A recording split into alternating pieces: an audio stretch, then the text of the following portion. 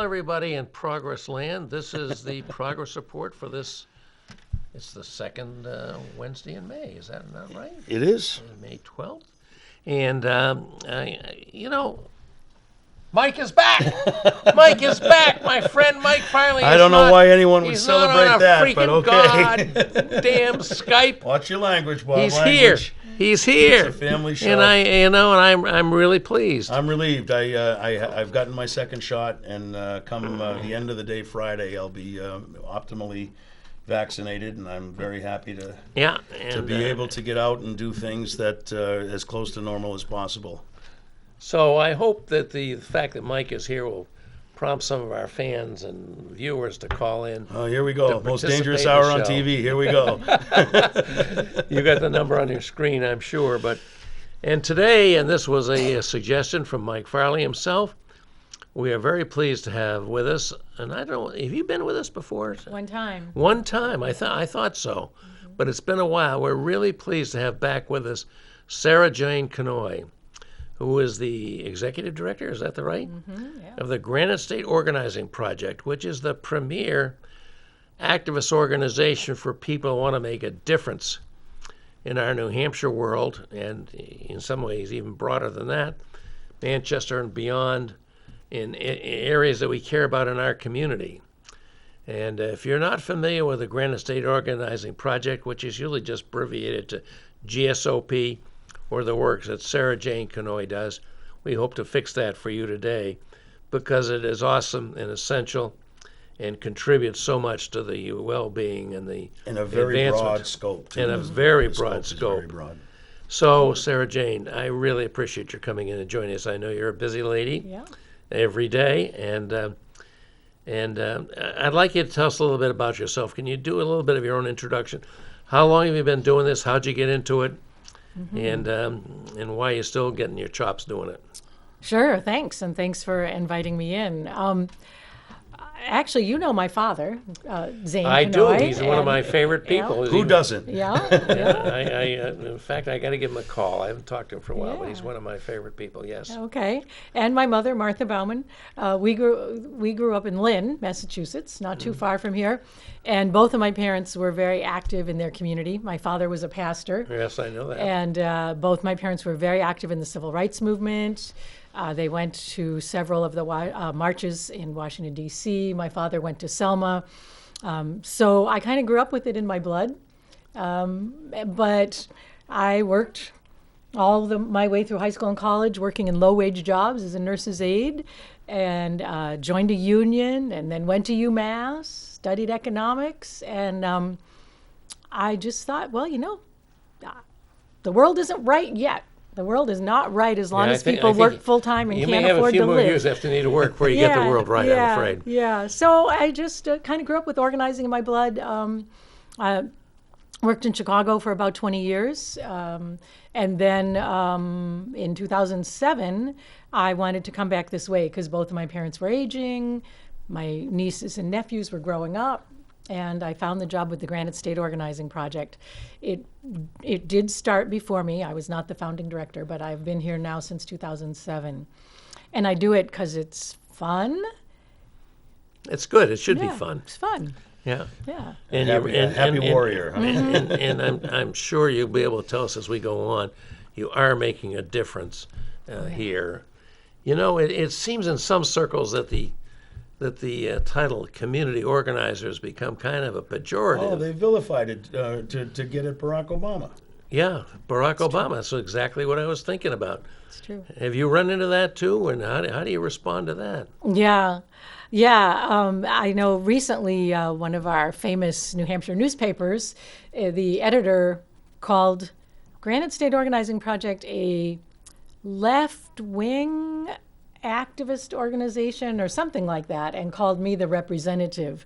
And I wanted to write back, but I'm too busy to worry about people who are just kind of naysayers. And uninformed, by the way. Right. But what I wanted to say is, and I wore this tonight on purpose, not to put my religion in people's faces, but I wanted to say I didn't think I was being left-wing. I thought I was being a Christian.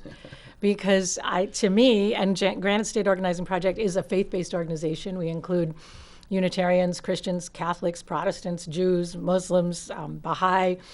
But to me, if you care about the poor, if you care about the hungry, if you care about people who are suffering, it's because of your faith.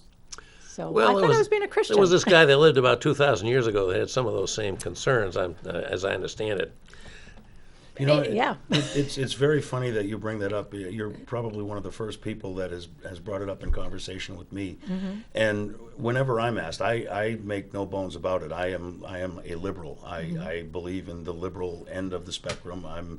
As Democrats go, I'm a left wing of the Democratic Party, and I'm not ashamed of that. I'm very proud of it. And people ask, where's that come from? Because my folks are kind of moderate, and my family is, and it's my Catholic school education.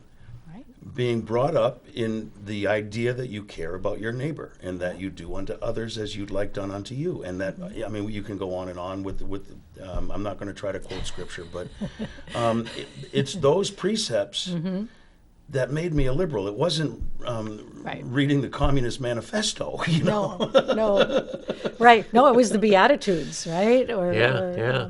Yeah. So that's what I say to those who vilify community organizing as a profession. It's certainly something I've done my whole life, so I hope by now I'm pretty good at it. And I did write a paper when I was in 8th grade.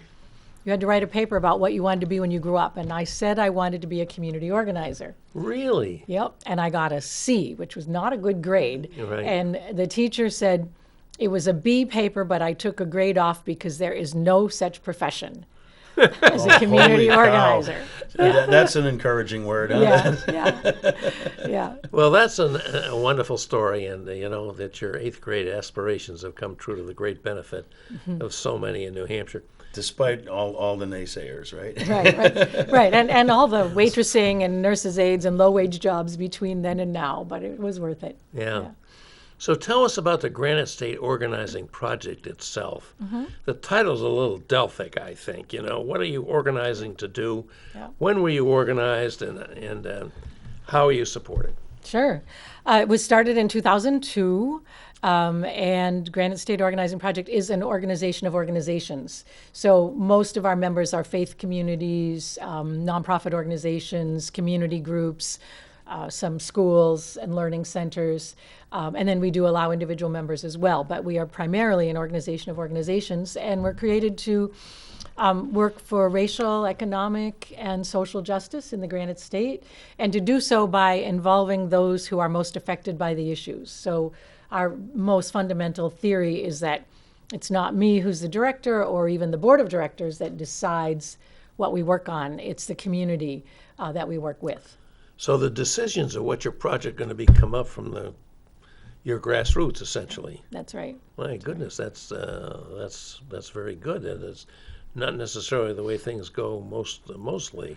What was the spurring instance that caused these organizations at the beginning to come together? Typically, organizations, they form out of common interest, and they're separate from other people with common interests, and they don't necessarily tend to come together unless something affects them all. Do you happen to know what it was that caused this organization to grow out of the originating organizations? Yeah, well, obviously I wasn't here at the time. I understand. I'm not going to hold this now. But I won't grade this. I just was curious if you knew. Well, there was a similar organization in the Lawrence and Lowell area called Merrimack Valley Project, and I think that there's a lot of the borders are permeable, right? The people go back and forth between Massachusetts and New Hampshire, and I think some of the folks that had been involved with the Merrimack Valley Project said, particularly looking at Manchester and Nashua, boy, these are similar communities. They're old industrial towns right on the river. The driving force of the community has gone out of business, decades ago. The working class is being hollowed out. Jobs are leaving, and it's time for us to pull together to create a community that works for everyone. Yeah. So you let the member organizations and their representatives bring up to you the priorities that the organization is going to pursue. So what are some of those priorities that you've been pursuing? What are the ones that are getting to the top of the list today? Well, I think housing has been one of our big issues ever since I've been here. And it started out with the poor housing conditions in some of the apartments around Manchester and Nashua and Concord and the surrounding area. And then we moved on to the exciting Bedbug Action Committee. That was something we were famous for Let's for a while. give a shout out to Alderman Pat Long for his action on that. Really? Yeah. And That operation saw results. That solved a problem. Maybe not forever and for always, but that immediate problem was eradicated. Yeah, definitely. The state law was changed about bed bugs. The particular buildings that we addressed were corrected, and there's a lot more awareness now. So that was important. But more recently, we've heard a lot about affordable housing. Gentrification is happening. Prices are going up. Our cost for rental apartments is getting close to the Boston area cost. Yet we only have a $7.25 minimum wage here in New Hampshire. So to afford a 2-bedroom apartment in southern New Hampshire, you would have to work 3.5 minimum wage jobs to afford an Wow. Think about that. 3.5 minimum wage jobs. Right. Nobody can do that, but that's apparently what it takes to have a... Or you could have a livable wage. You could multiply that $7.50 by 3.5 and come up. And it's kind of funny. You come up there with something in the area of $22, $23 an hour. And I've heard so many times that if you take the minimum wage when it was established and you adjust for inflation, by today you get to $22, $23. So the minimum wage was designed to keep people out of poverty, to keep pace with poverty, and yet here in New Hampshire, I understand that they're trying to put in bills that would somehow get us out of the federal minimum wage if they raise it. Right. Which is what we've relied upon so long for not having our own minimum wage. Right. And our organization has led Raise Up New Hampshire and led the Fight for 15 in New Hampshire. And as you know, I'm sure, Bob, several times we've gotten an increase in the minimum wage passed through the House, passed through the Senate. And since Governor Sununu has been governor, he's vetoed it every time. And I've argued with him about it. I stood next to him for 20 minutes in line one day, argued with him about it. He doesn't get it. But I imagine he doesn't. You're being very generous. He doesn't get it, or he gets it and doesn't care. Maybe he's never actually talked to a human being who tried to support a child on that wage. Well, I'm sure some of the employees of his family's businesses are minimum wage employees. He doesn't think they're worth it. Yeah. And, if you go online. How ironic, huh? Right. If you go online, there's something called the MIT wage calculator, which comes out of MIT. Smart people at MIT. Didn't the Sununus attend MIT? Yeah. Teach there? If you plug in the numbers for which town in New Hampshire you live in, it'll tell you what the livable wage is. And it is between $21 and $25 an hour all throughout the state. Yeah. So, Yeah. So we've got a lot of work to do. We certainly do. So one of the things that's got you in the news recently is the issue of apparently now documented, to some degree at least, lack of diversity in our charter schools. We have this enormous movement in New Hampshire, primarily by people on the other side of the spectrum from Mike and Republicans. Say the words. Name them. Shame them. Republicans. I'm nonpartisan. You're not. You have to be. We don't have to be. That charter schools are the way to go because the way to funnel money out of the public school system to their friends, the wealthy.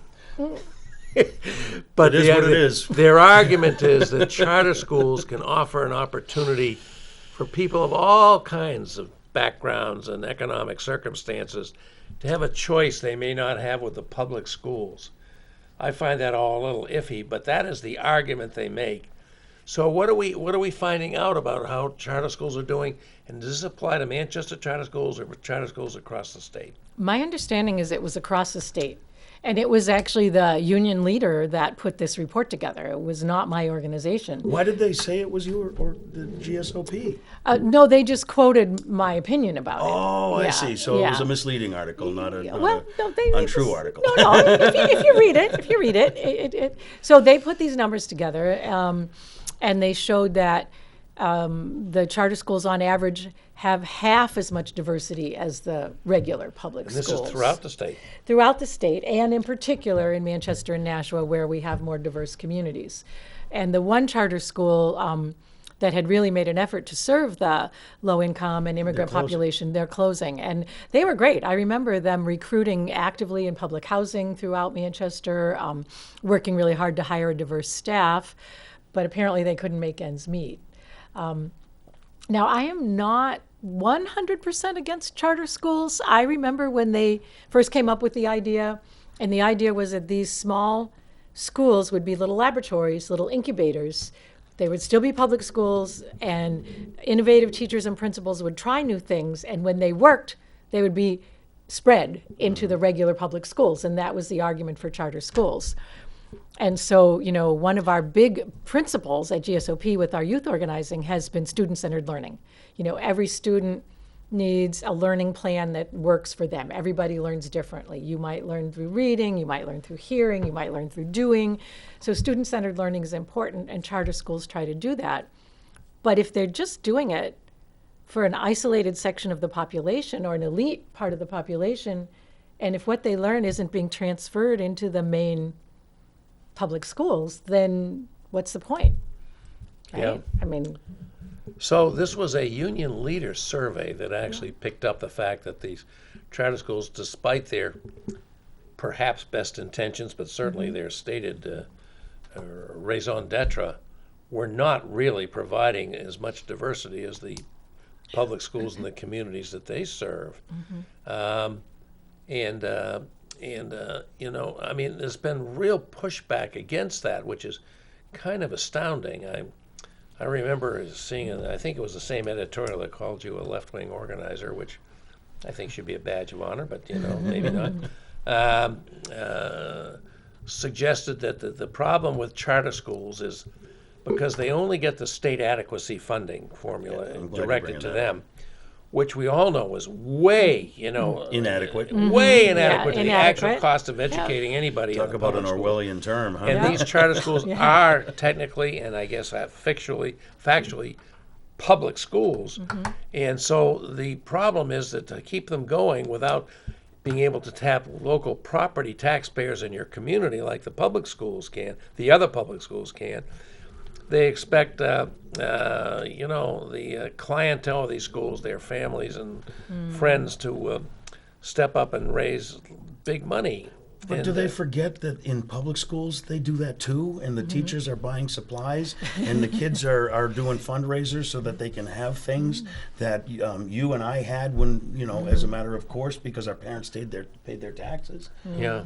I mean, I would like to talk a little bit more about that. We're getting up. We're going to reinstate our three-part system. So we can take a quick break and we'll take our break, folks. Remember, you can call in and join us. We're live now. We'll be on repeats 5 times during the week, and if you want to participate, 640-3091.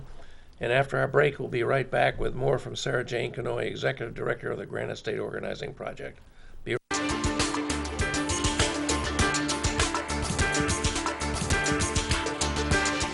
Okay, and we're back after our first break, getting back into the swing of things here on the Progress Report. We're going to continue our conversation about the recent report in the Union Leader about 2 weeks ago concerning charter schools and how, at least in my mind, it got kind of muddled and tagged with the GSOP, but I guess it was just an opinion. And I certainly appreciate the opinion that we went out with, that the idea of the charter schools, in theory, it could be a good one. But what we're seeing is that my words, they're in a rut. They're not transferring the knowledge that they're supposed to be applying to our public schools to make our public schools better. And also, as Bob brought up, we have the funding issue where they only get this quote-unquote adequacy funding, which is inadequate. And so they spend a lot of they're like congressmen. They spend a lot of time on the phone trying to get money, trying to raise funds, which makes it very hard for an underprivileged family, a family who might not have the same ability to do fundraising. Certainly, and if they do, they're going to be, they need it for themselves, So can you talk a little bit about the funding mechanism and how it kind of went wrong? Or maybe it went wrong. Yeah, I don't know it enough to know, about the specific funding mechanism, to know why it is that the charter schools need to raise more money. But obviously, the state adequacy funding is not enough. But can you imagine if you are one of those families where the mom works 2 low minimum wage jobs and the dad works 1, and then you're asked to fundraise? What are you going to do? Who are you going to ask for money? Your neighbors are probably in the same situation you're in. So it just doesn't work. And then I think you'd be embarrassed, you'd be ashamed, and you'd probably end up pulling your kid out of the school if you were asked to fundraise or asked to contribute, the way that parents at charter schools are often asked to contribute. That's just not fair.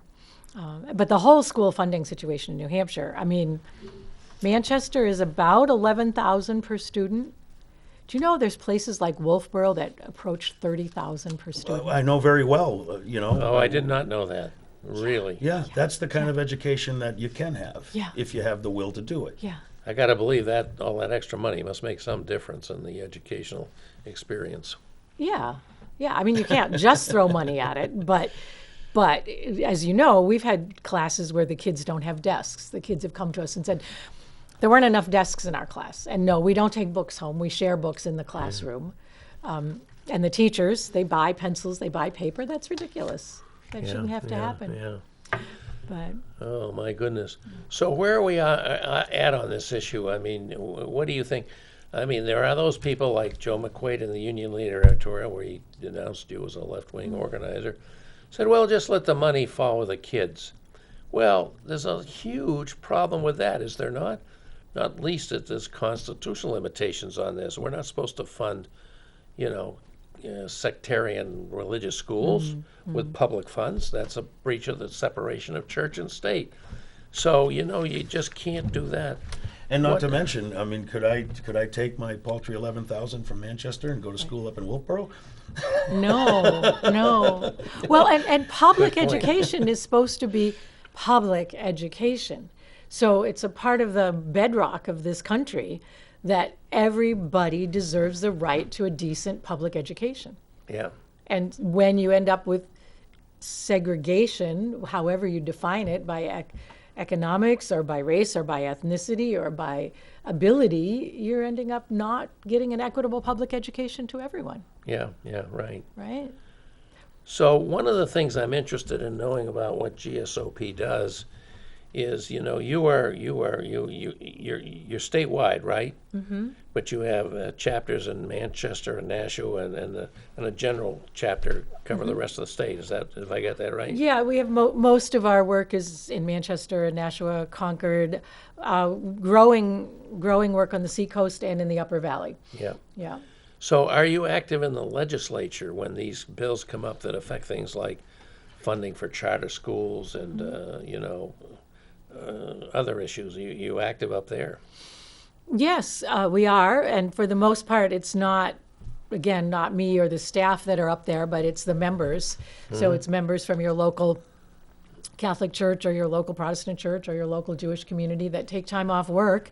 And in the old days, actually went to Concord. This year, of course, we just sat at home at our computers and watched it on Zoom. Participated remotely, yeah. Yeah. But we're active on the issues that the members want to be active on. So again, we don't consider ourselves advocates. We don't go and advocate for somebody who needs a living wage, but we help to support low-wage workers to go up and testify. We help to support renters to go up and testify. Yeah. school kids to go and testify. So, how do your member organizations input their desires for focus? Do you have like a convention at the beginning of the year, at the end of the year? This is where we're going to go next year, or is it much? It's more organic. Hey, you know, this issue just came up. We all need to rally around it. How do your organizations interact to address those things? A little bit of both, really. A little bit of both. So. Every year we have an annual meeting where all the members are invited, and then we have monthly chapter meetings in at least Manchester and Nashua every month. We also have monthly moral economy meetings where people come together from all across the state to talk about economic justice issues. And generally once a year we do what we call listening sessions in several of the faith communities around the state. So in a listening session, it might be, again, when we could get together in person, After coffee hour at a local church, 30 or 40 people get together and just talk about, not about the issues, but talk about what keeps you awake at night.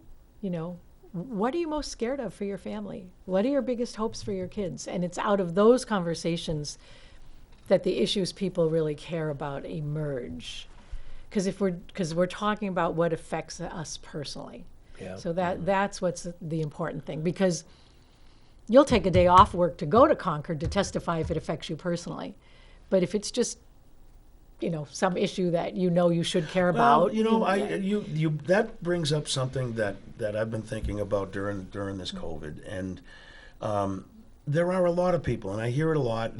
Maybe there's a lot of different kinds of people, but I think to some people, if it affects my pocketbook, yeah, I'll get up and I'll go up to Concord. But I think there are some people that, I just don't like it happening in the world I live in, so I'm going to take the time, and those are probably the people that would be active in your organization. Sure. But I do think that there are a lot of people out there that don't need personal stimulus to act. We have a caller. Mm-hmm. Hey, caller, Rose, if you're with us, this is the Progress Report. We're glad to welcome you and look forward to your question or comment. Yes. Okay, go right ahead. Go right ahead. You may want to turn your TV down because there's a delay and it gets a little confusing. Okay. There is. Hello. I would like to know how I can contact your guest. Mm-hmm. Sure. I mean, yeah, definitely. Do you have another question to go along with that, or you just want to take the answer? No, I'd like to support her. I believe in her causes, and I would love to have an opportunity to get more involved. Well, very good. Thanks for the call. Thank you. I'm sure she's delighted to have your call. Thank you. That's give you great. The answer. That's great. Our office is 603-668-8250. And we do get messages there, even if someone doesn't answer immediately. And there's also my name, which is my email, which is S as in Sarah, J as in Jane, KNOY at granitestateorganizing.org. And I apologize for that being so long. But can you repeat the phone number just to make sure that she could get back to her pen and pencil and take that down? It's 603-668-8250. Thank you. So there you go. Thank you very much. And is there a website? Actually, www.granitestateorganizing.org. And I want to talk about the website later when we talk about the housing issue, because there's some really good information on that website about the housing assistance funds. Yeah.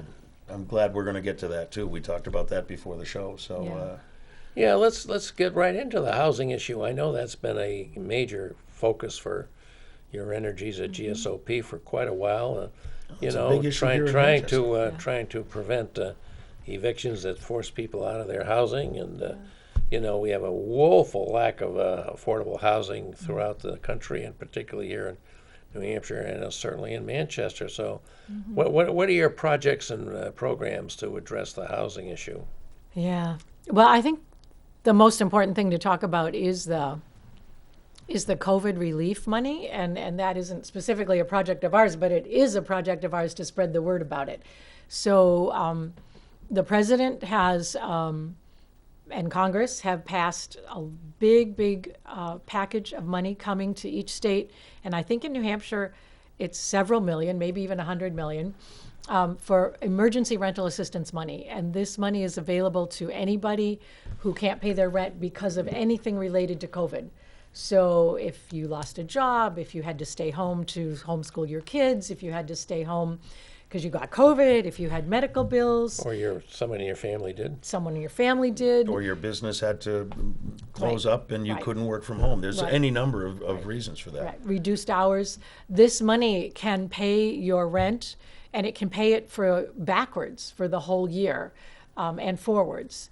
And it can also help with utility bills, water, heat, electricity, and I think even internet, because internet was an essential service during homeschooling and remote work. The money is available from your local CAP agency, which here in Manchester is Southern New Hampshire Services. That's the good news. I think the bad news is that it's taking them 7 weeks to process applications. So, oh boy, so they need to staff that up like they had to. I mean, they had the same problem with the unemployment at the very beginning. They had to staff that up. yeah. And I understand there may or may not be a will to do that because there's some hesitancy to they, I guess, want to give our tax money back to the federal government when we have a hard enough time getting our tax dollars back to New Hampshire in the first place. The governor has said we don't need all that much money. But again, I question whether or not he knows anybody who can't afford to pay their rent or who was hurt by COVID. Because, well, as we discussed, I know several people that I called. I heard about this on television, I think 2 days ago, and I already know of actual people who this is going to help. And I want to point out another thing that's very important that sometimes gets lost in the shuffle. Landlords are people too. Yes. Landlords have mortgages and rents to pay. And by just merely giving a moratorium for over a year on paying rent with nothing to compensate landlords, that put them in a bind. Now, there are landlords that own properties across the United States and they hire banks of accountants, and those landlords, we may not have heartfelt feelings about, but grandparents are landlords. There are small operations, and these funds are going to be able to help the landlords and the tenants, as opposed to just the moratorium that did help tenants, and it was needed. As between the two, comparably, renters are usually more vulnerable than landlords. I understand that, but landlords aren't all rich fat cats. Oh no, oh no. We have landlords involved in our organization, from the little teeny tiny that just rent a one flat, on their first floor, all the way up to some of the bigger landlords in the city. And most affordable housing is owned by regular for-profit landlords. Most affordable housing is not public housing. We need our landlords, 100%. And this money can be applied for by the landlord or by the tenant. And Good point. it keeps the landlords in business, which is what we need. Unfortunately, this long delay in getting the money out the door is hurting a lot of people. And with the ban on evictions expiring the end of June, if that money doesn't get out. We don't have 7 weeks if we start today. No, we don't. And again, we are encouraging anyone who's having trouble finding out information about this money to call our office. And also on our website, there's a whole frequently asked questions under the COVID resources section that explains exactly what this money is for, how to apply, who to call, what it can be used for. And there's also money which nobody's talking about, which is for homeowners in the same situation to get help with their mortgages. Yeah. So it's important for people to know about this. So I know that GSOP's worked on housing issues for a long time.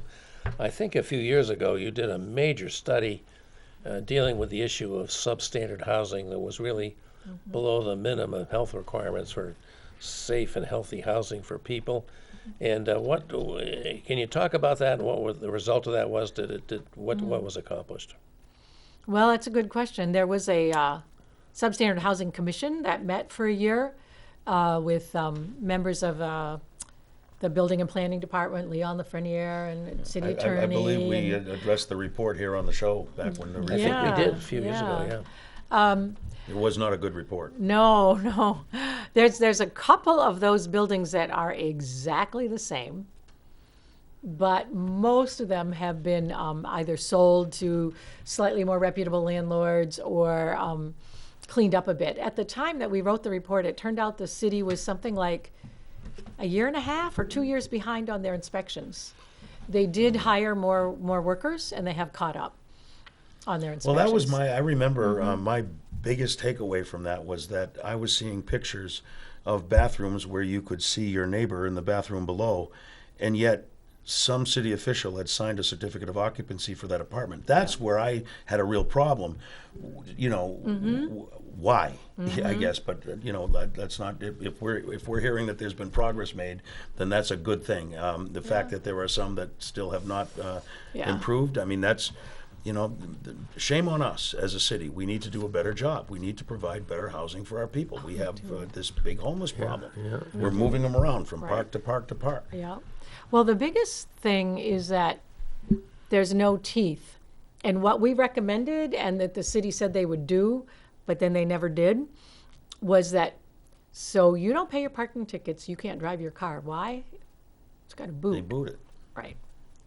So landlords can just refuse to show up for the inspections, not show up for the inspections, delay. We've seen delays in the files 2 and 3 years long, which is what you were talking about. But they're still allowed to operate. So, and they don't have to pay the fines until the city takes them to court and the judge rules in favor of the city. I would love to have that for my parking tickets. I would love it if you couldn't put a boot on my car until the judge ruled against me. You can either pay this or you can go to or real if court. you don't get the boot, you can't register your car if you've got unpaid parking tickets. So there actually are cities in the country where it's reversed. As soon as you the landlord refuses to cooperate with the inspectors, they lose their license, and then the real consequences force them to the table, because what the real bad ones do is just miss those appointments. Don't return those phone calls. Yeah. Well, maybe this is something that the city should take up. I mean, and what happens? Do you call it a win? Do you say, okay, we've got some voluntary compliance. We wanted this apple too, but we didn't get it. Will you ever come back to it? Is it going to be another whole study in 5 years, or do you just stay knocking on that door saying, hey, what about this? Yeah, no, some of our members are still calling the mayor's office weekly about some of these problem buildings. It's because nobody deserves to live like that. And right now, if you live in a bad building, there's no place to go, because our vacancy rate is less than 1%, right? And then some people say, well, if you force the landlords to fix up their places, they'll raise the rent. Some landlords manage to have decent buildings and affordable rents. It just, whether you're committed to it or not. And, as you said, Mike, most landlords are good, but there's a few that are gaming the system. Yeah. So let's turn to another issue that's been important to GSOP, I believe, and that is a living wage, the effort to get, New Hampshire to actually have a minimum wage instead of just defaulting to the now antique and way inadequate $7.25 federal minimum wage. What is your action on that, and are you seeing any signs that we may get somewhere on this? Well, as I mentioned, we are shifting over to the federal delegation, because every time we pass it here, the governor vetoes it. And unfortunately, I believe that Senator Hassan does not support a $15 minimum wage. Does Senator Shaheen? I can't remember. I think she was more supportive. And there is going to be a federal bill on raising the minimum wage, and I mean, it's not going to be 15 tomorrow. It steps up. States, it's going to take many years to get up there, but it's the least we can do. And I mean, as I said before, I was a nurse's aide all through high school and college, working in nursing homes, making minimum wage. I can just imagine what the lives of those people have been like during this pandemic. Oh, yeah. And even if they're getting $9 an hour, I think they deserve a lot more than that. Well, they are essential frontline workers for sure in this pandemic. There is no question about that. What about tipped, so-called tipped? It's the chicken and egg thing, isn't it? What about tipped wages? I mean, there's, I guess, apparently a big pushback from the hospitality industry, but yet we hear, at least in some of the larger cities, where some big restaurants are saying, you know what, I don't want your tips, we're going to pay our people well, and they seem to be thriving, or at least until this COVID hit. Well, given the employment problems they have getting the workers now, you'd think there would be some changes in this area. Yeah.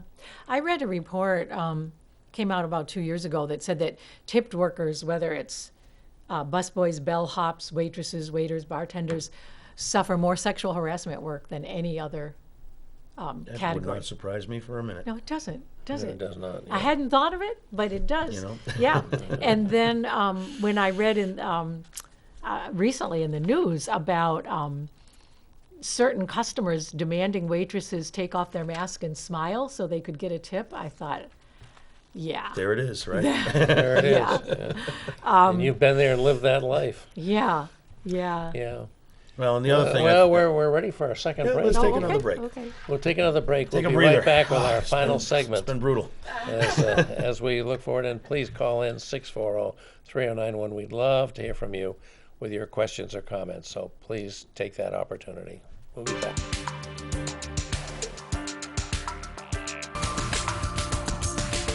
Okay, this is the progress report for this second Wednesday in May, May 12th, and we are very pleased that Sarah Jane Canoy, the executive director of the Granite State Organizing Project, has come down to join us, and especially pleased that Mike Farley is back with me Aw, shucks, Bob, here cut in it out. here in studio, and we're having a fine Careful what discussion. you wish for might come true, Bob. And we hope more calls will join us at 640-3091. We've been talking about the agenda of Granite State Organizing Project and the immense good work that it does across this city and this state. And one of the things we've touched upon housing, we've touched upon minimum wage, we've touched upon charter schools and their lack of diversity. One of the things we haven't touched on that I'm going to ask Sarah Jane to talk about right now is our current problems with our immigration system and the effort to deport people who have been here for a long time but don't have the necessary documents and force them back to countries where they may face dire futures and maybe don't even know the language there anymore. Not to mention restricting people coming in for the seasonal jobs that we here Yep, in New yep, Hampshire yep, especially rely upon at Yeah. our seacoast up in the mountains. And Oh, the lakes. apple pickers every year, we have to ask for a special dispensation to get Yeah. pickers from Caribbean islands, particularly Jamaica, to just pick our apples. Yeah. So what is Granite State Organizing Project doing to be advocate for immigration and equity and justice? Well, we really got involved in a big way a few years ago, and you probably read about this one when one of the members of a local faith community was fishing at Hampton Beach with his very, very pregnant wife and child. And a park policeman came up to him and said, "Do you have a fishing license?" He said no, because he never heard of a fishing license. Well, they called ICE because he didn't have a fishing license or a driver's license, and ICE came and took him and put him in immigrant detention, leaving his very, very pregnant and ill wife and baby on the beach stranded. And they reached out to the church, and we got involved. The young man is a deacon in the church. He was brought over by his parents when he was young, so it's not even quote unquote his fault that he's here. So that really got us involved in a big way. And what we have been doing for 4 years now, is anytime somebody has to go to the ICE headquarters at 275 Chestnut Street and find out if they're going to be deported or not, we have a prayer vigil led by the faith community. Is that still going on? There have been very few appointments during COVID, during the last that's, 9 months. I guess, Most of the appointments Maybe a have, beneficial side effect? Yep, they've been on the phone for the most part, and so there haven't been, Hard to organize around that. Yeah, around yeah. a phone call somewhere. yeah. But actually during COVID, there was another gentleman who, from the same faith community, that was ordered to show up with a ticket to self-deport to Guatemala because his final appeal had been turned down by a judge in Massachusetts. And the faith community did mobilize even during COVID with masks and safety distancing to be there for him when he had to go in to find out his fate. Well, luckily or unluckily, there was a hurricane and his flight was canceled. And so he wasn't deported. That gave him enough time to raise enough money to file another appeal. And so he's still in the country with his family and his... Takes a hurricane to make something good like that Well, happen. you know, Yeah. sometimes it's better to be lucky than good. I Yeah, I always guess say. it is. And, I guess it is. Those things can happen. I want to ask about this, and I'm playing devil's advocate. My heart isn't really in this argument, but I want to ask you. You have someone. They've been adjudicated. They've had an appeal. A federal judge has ruled on the appeal.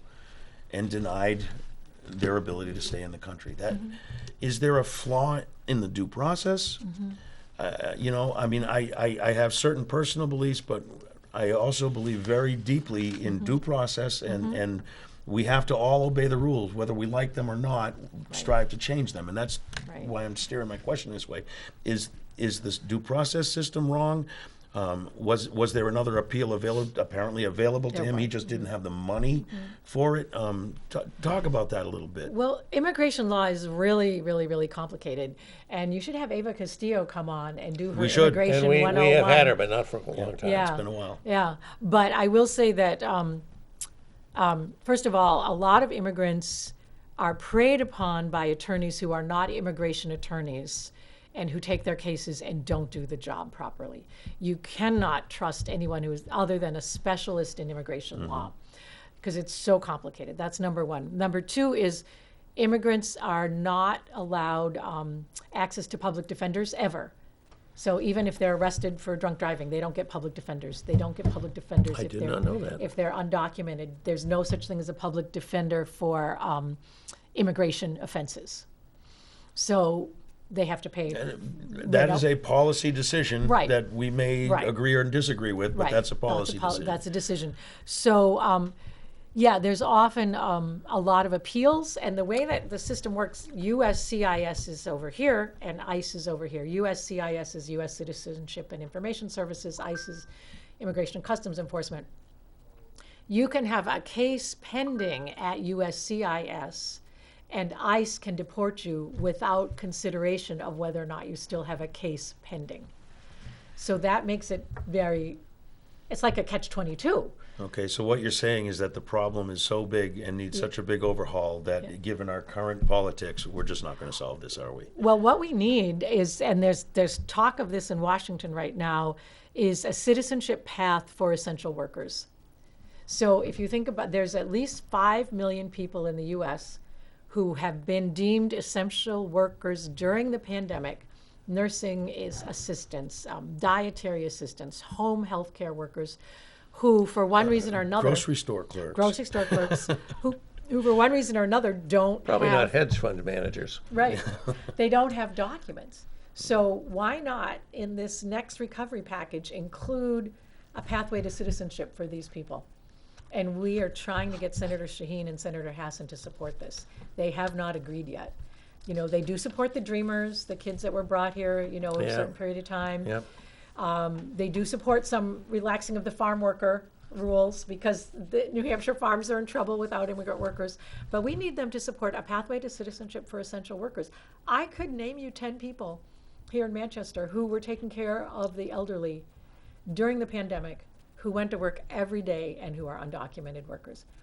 Not necessarily because they crossed the border illegally, quote unquote illegally, but maybe because their permit expired. Overstayed a visa or something. Overstayed a visa. College graduates who overstayed a college visa.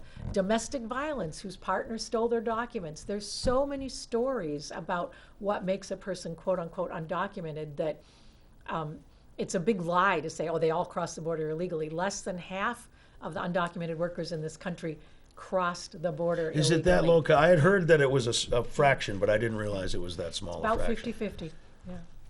And the other thing that bugs me about this is saying, well, they should wait and come here legally. You can't get here legally if you're in this kind of category. That's right. I mean, if you've got a lot of money, you've got a critical skill for the Defense Department or something else that we think we need, yeah, you can get here. But if you're just coming here and you're a person that's just willing to work hard in an unskilled job, you will wait until you're dead before you get to legally admitted to this country. That's right. So it's just this phony thing. And George W. Bush always said this, just get in line and come here legally. That would be nice if it was true, but it is actually not true. You just can't get here legally in anything like a reasonable time frame. And by the way, we haven't even, everything that we've talked about doesn't even mention refugees. Right. Who have a completely different right, to come into this country. Right. That's right. That's a whole nother story. Yep. That's right. Yeah, if you're from the Philippines or Mexico, literally it's 25 years before you're going to get your visa. So if your wife is already here and your kids are here growing up, what are you going to do? Yeah. So. Okay.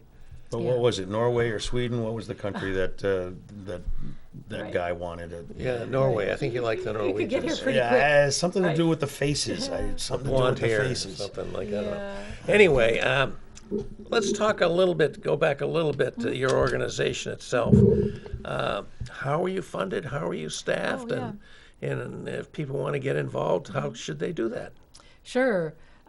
We're funded by dues from the member organizations and individual dues. And this is both faith organizations, churches, Protestant, Catholic, and I imagine Jewish and- Jewish. yeah. And yeah, that's good. And okay, go ahead. And individual dues. And individuals, And okay. individual, And this is a very worthy donations. organization to support, folks. Any of you out there want to help a very fine organization. This is a fine organization which will use your money to accomplish really good things that I think most of us that care about a good community believe in. thank you. And you can donate on our website. And you can donate on your website. And we do get some foundation funding from Yeah. the Charitable Foundation and the Endowment for Health, some foundation funding. Generally, no government funding. We took a little government funding this year because of COVID. We were given, I think it was $8,000 for a special project working with underprivileged youth who needed help with their schoolwork Yep. during the pandemic. So generally, just individuals. And if people want to get involved, they should just call the office, check and see if your local church is already a member. I imagine you got a lot of room for volunteers to help out with yeah. these. Yeah, I your would think various that would be projects. the way to enter this organization would Yeah. be through the member organizations where they're on the ground, where they're doing that quote unquote grassroots work. Right. Yeah. Right. So I imagine you're governed by a board of directors. I believe I know that to be true. Some very fine people. And tell us about what staffing you have and how you carry forward this work. Yeah, well, we currently have, I think we have about 7 or 8 staff. We have a youth program director who works on our education work and works with youth. The youth group that we have is all Manchester High School students of color, and they were very active in the campaign to get a youth on the school board that you probably remember. Right. And so that's led by Sudi Lat, our youth organizer. Yeah. Viola Katasume is our lead organizer. She's done a lot of work in public housing, a lot of work on housing issues. She's leading our campaign for minimum wage and a moral economy. We have another staff, Erin, who's working on the housing money and getting the information out to the public about that emergency rental assistance money. And we also have a project called Centro Latino, which is a collaboration with St. Anne St. Augustine Catholic Parish, which is a drop-in center for the Latino community. We have a staff that works with that. So we keep busy, but we need a lot more volunteers. We have a lot of volunteers. Got a lot of work to do. Volunteers can write letters, deliver food, make phone calls, Yep. just go to protests and go to prayer vigils and go to All the that state good capitol. Yeah. And do you have are there other organizations like GSOP in our neighboring states? And do you have a yeah. national affiliation? Can you tell us about that? Thank you. We're a member of Faith in Action, which is a national organization of groups like GSOP. There's one in Massachusetts called MCAN, which has several local affiliates. There's one in Vermont called Vermont Interfaith Action. I think Faith in Action has organizations in 20 states and a couple of countries, Rwanda and Guatemala, I think, and the U.S. It's a great organization. It's been around for more than 50 years. It used to be called People Improving Communities Through Organizing, and they changed their name to Faith in Action because it was like what you said, Mike. It was just if you thought about what motivated you to do the work, it was faith. Yeah. Yeah. Well, that's great. So we're just about down to the end of the show. It goes by fast. But is there any subjects that we haven't raised that you'd like to let folks know about that GSOP is pursuing, or other things that you think are important that people might know about the organization or your mission?